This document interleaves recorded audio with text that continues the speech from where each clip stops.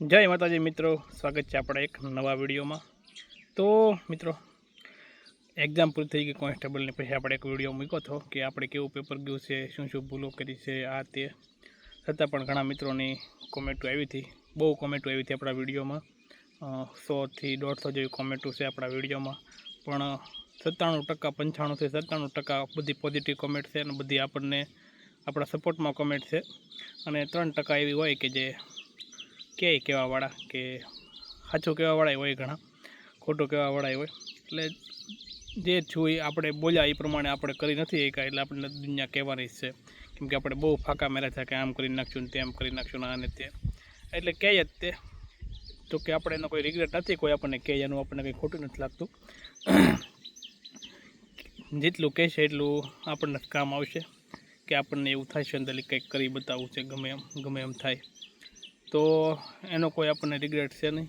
Regret એક જ છે કે કોન્સ્ટેબલની એક્ઝામ બહુ ખરાબ ગઈ આપણને।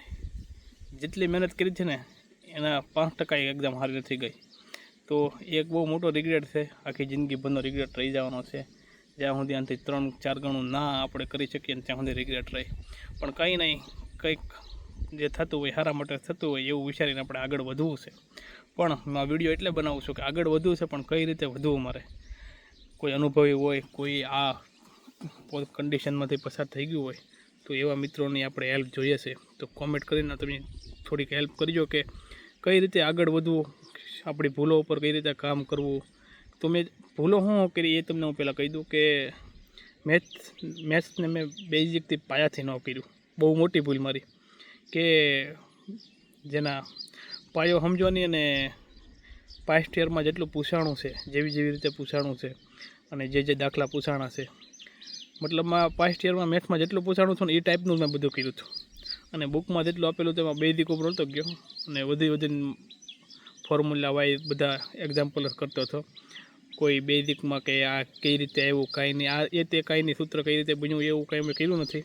સીધો દાખલો કઈ રીતે ગણાય એ કર્યું હતું, જોકે એ સમજવામાં બહુ તકલીફ પડી, એના લીધે તે બેઝિક નહોતું આવડતું, એટલા માટે જ તે કે થોડુંક ગભરાઈ ગયો।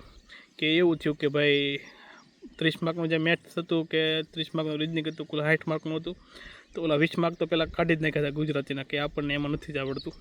તો 60 માર્કનું પેપર થઈ ગયું મારા માટે, 60 માર્કનું થયું, એટલે બધા માટે લગભગ 60 માર્કનું પેપર થઈ ગયું હતું। જો એ કોઈકને એકાદો આવડતો હોય, જો ગુજરાતીના મેઇન બાદશાહ હોય કે એકાદા 2 પ્રશ્નો આવડી ગયા હોય જોડણીમાં, તો વાત અલગ છે।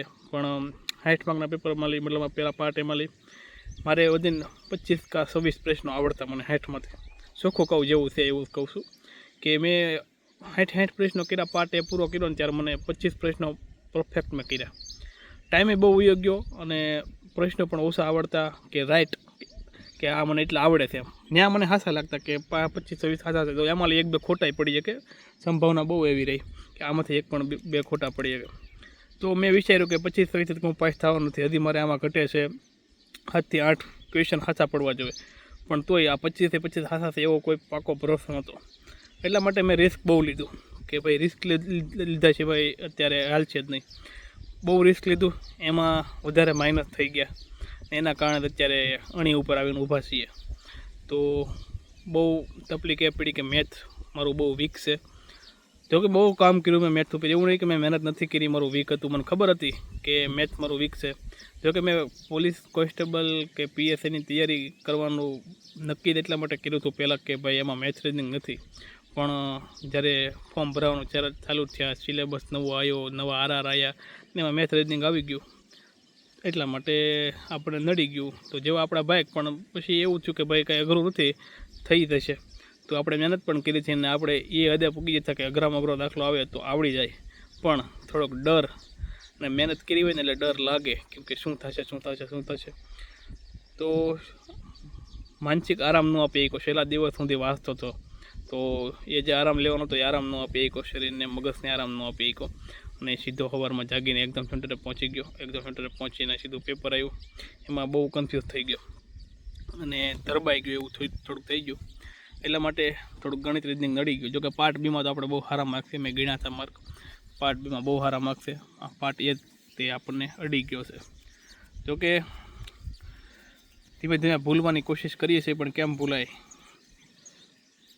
જેમાં આપણે રાત દી એક કર્યા હોય કે જેના માટે આપણને ખબર જ હોય કે નહીં આ તો આપણા હાથમાં છે ને આ વખતે નોકરી પાકી છે એવું મનમાં થઈ ગયું હતું. મેં તો બધાને કહી દીધું હતું, પણ એટલી ખબર પડી ગઈ કે આ સરકારી ભરતી કે કોઈ પણ વસ્તુ કોઈને પહેલાં ટઢેરો પીટાય નહીં કે ભાઈ આમ છે ને તેમ છે ને આમ છે ને તેમ છે.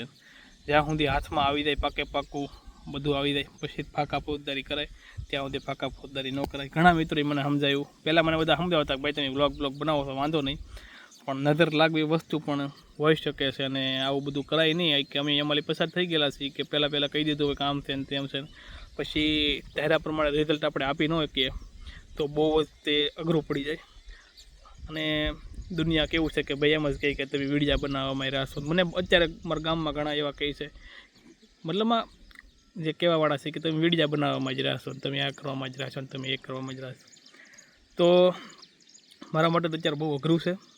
હજી તો કોઈને કહેતો નથી કે ભાઈ કેવું ગયું કેવું નહીં. ખરાબ ગયું છે એમ કહું છું, પણ બધા એમ કહે છે કે તમે પાસ થઈ જાય છો, પણ મને જ ખબર છે રિઝલ્ટ આવશે ત્યારે શું થશે એમ.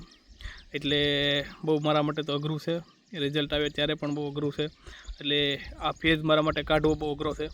જોકે એટલી તાકાત તો છે કે હું ગમે કરી લઈશ, પણ આ એક ફેઝ નીકળી જાય ને ભગવાનની દયાથી શાંતિથી હેલ્પ કરવાવાળા માણસો મળી જાય.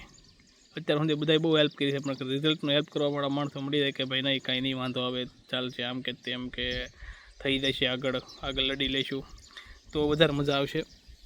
એટલે આ વિડીયો એટલે જ બનાવું છું કે ભાઈ કહેજો કે હવે આગળ કઈ રીતે વધવું.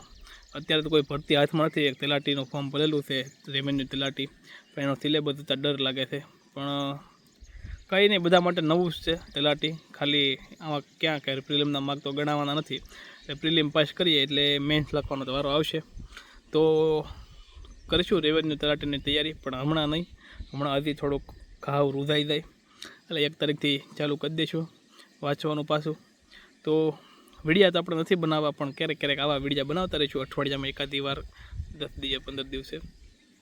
તો બધાને યારે આપણા ગ્રુપ એક લાગણી જોડાયેલી છે. ઘણા મિત્રો સાથે આપણા સંબંધ જોડાયેલો છે કે જે આપણા વિડીયો દરરોજ જે વિડીયો મૂકતા એમાં નોર્મલી 1000 જણા તો જોતા જ હતા. નોર્મલી ભલે કાંઈ વિડીયામાં હોય કે ન હોય, કાંઈ કન્ટેન્ટમાં લેવાનું હોય કે ન હોય, પણ 1000 જણા તો જોતા જ હતા કે એ આપણે જોડાયેલા છે. એને ખાલી કાંઈ એવું લેવા દેવા તમે શું બનાવો છો હું નહીં, ખાલી જોવામાં જ મજા હશે એને. એટલે એવા માણસો માટે આપણે ક્યારેક વિડીયો બનાવતા રહીશું, જોતા રહીજો. પણ ખાસ કોમેન્ટ કરજો કે ભાઈ આપણે આગળ તૈયારી ખાલી ચાલુ કરવી. અને બીજું કે ઘણા મિત્રો પૂછતા હોય કે કેટલાય અટકશે, તો મિત્રો હું એમાં પડતો જ નથી, કેમ કે આપણે ઓલરેડી રેસની બહાર છીએ. તો હું એમાં પડતો જ નથી કે કેટલાય અટકશે ને આન તેન, કેમ કે બધાના રિવ્યૂ અલગ અલગ છે. બધા ક્લાસીસવાળાના રિવ્યૂ અલગ અલગ છે કે ભાઈ કોક એમ કહે છે 120 ઉપર થાય, કોક 115 ઉપર જાય, કોક કે 110 ઉપર જાય, કોક કે 100 ઉપર જાય ને કોક તો એમ કહે છે કે ભાઈ 2 પાર્ટમાં ખાલી પાસ હશે ને એનો વારો આવી જાય છે. પણ આપણને જેટલા મેસેજ આવ્યા છે ને એની ઉપરથી આપણને એવું લાગે છે કે બહુ હાઈ નહીં જાય, વિધિન 110-20ની વચ્ચે રહે તો, અને એનાથી નીચે જાય, પણ 1 થી 20થી ઉપર તો નહીં જ જાય. 100% વાત કે કોન્સ્ટેબલનું રિઝલ્ટ લખી લેજો, 120ની ઉપર નહીં જાય, ગમે એમ થશે 120ની ઉપર ન જાય. કેમ કે પાર્ટ એમાં તો હું તો કહું ને, તો તમે એક આંકડો લગાવો કે પાર્ટ એમાં 30% વિદ્યાર્થીઓ ફેલ છે. 30% એવા છે તેને 100 ઉપર માર્ક નહીં થતા, 110 ઉપર માર્ક નહીં થતા.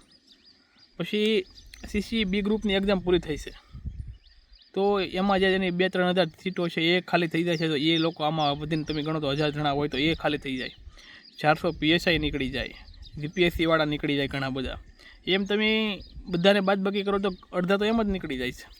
તો વધીને જાય તો 110થી 120ની વચ્ચે રહે, વધારે નો રિઝલ્ટ જાય. એટલે એવું બધું ગણતરી કરીએ મેથેમેટિક રીતે કે બધા અંદાજ આંકડા લગાવીને, તો 110 ને 120 મને એવું લાગે છે એને એની વચ્ચે રહેશે, વધારે ન જાય. કેમ કે ઘણાના મેસેજ આવે છે ને, મને એકેય મેસેજ એવો નથી આવ્યો કે મારે 120ની ઉપર માર્ક છે. 2-3 જણા પણ જેનું લેવલ હાઈ હોય, મેથ રીઝનિંગ ફટાફટ થઈ ગયું હોય. ઘણાના એવા મેસેજ આવે કે મારે 50 મિનિટની અંદર, કલાકની અંદર પાર્ટ એ થઈ ગયો હતો. મારે ખુદને 2 કલાક છે, 2 કલાક ઉપર. પાર્ટ બી મેં મારું મન જાણે મેં કેટલી સ્પીડમાં કર્યો એ. જોકે એક ડર, ઉતાવળ, સમજણ શક્તિ સમજ્યા વગર કર્યું હોય એટલે તકલીફ પડી. બહુ શીખવા મળ્યું પેપરથી કે પેપર કેમ દેવાય, પ્રેશર કેમ હેન્ડલ કરાય, કેવું થાય, ફાંકા ફોજદારી કરી તો શું થાય, આ તે બધું. તો એવું બધું છે. તો કહેજો કાંઈ કોઈ મિત્રોને મૂંધારો થતો હોય તો કહેજો, આપણે બધા હરખા છીએ, સાથે મળીને હેલ્પ કરીશું એકાબીજાની. બીજું તો શું કહી શકું. મળીએ ક્યારેક નવી તૈયારી સાથે મળીશું એક નવા વિડીયો સાથે. ત્યાં સુધી બધાને જય માતાજી, જય મંગલમાં.